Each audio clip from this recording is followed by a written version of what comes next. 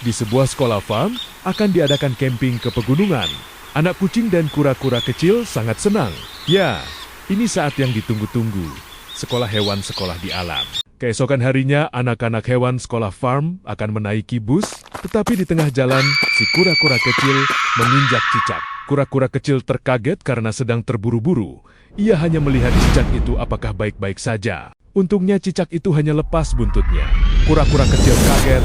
Apakah tubuh cicak itu sudah menjadi hantu cicak? Ia berlari dengan kencang karena dia lupa membawa sepatu rodanya. Bus sekolah akan segera jalan. Anak-anak hewan berbaris menaiki bus. Si kucing kecil panik, sahabatnya kura-kura belum tiba di bus sekolah. Anak-anak hewan duduk di kursi bus sekolah. Saat di absen Bu Guru Sapi, kura-kura kecil belum hadir. Tak lama kemudian, kura-kura kecil hadir.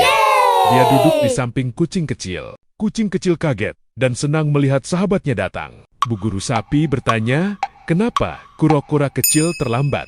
Dia bercerita, tidak bawa sepatu roda hingga jalannya pelan sekali. Bu Guru Sapi tepok jidat dan anak-anak hewan tertawa. Bus sekolah melaju kencang.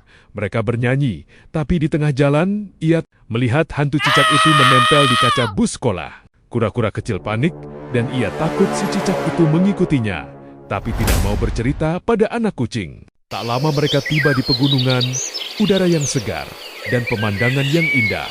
Anak-anak hewan bersiap-siap membuat tenda. Anak kucing dan kura-kura kecil selesai terlebih dahulu mendirikan tenda. Memang diakui anak kucing terkenal pintar, dan si anak kura-kura yang dikenal konyol di sekolahnya. Ia membawa tenda berbentuk kue tart.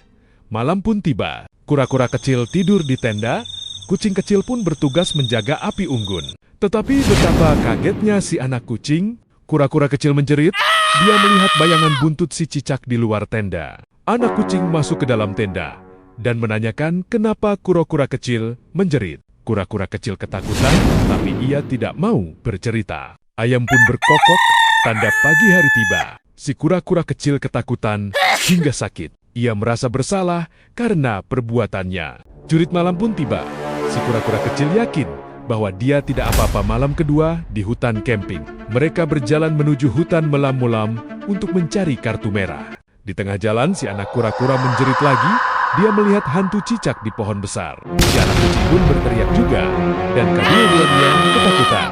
Anak kucing berlari kencang dan kura-kura kecil tertinggal di belakang. Melihat temannya kesulitan, si anak kucing kembali dan menggendong kura-kura kecil. Sesampainya di tenda, Guru Sapi betina terkaget dan bertanya, "Ada apa?" Si anak kucing berlari karena kaget teriakan si kura-kura kecil. Kura-kura kecil mulai bercerita kalau saat berangkat menuju sekolah, ia menginjak cicak. Tapi tinggal ekornya saja. Tubuh cicak sudah menjadi hantu mengejarnya. Mendengar itu, Guru Sapi betina dan kucing kecil tertawa.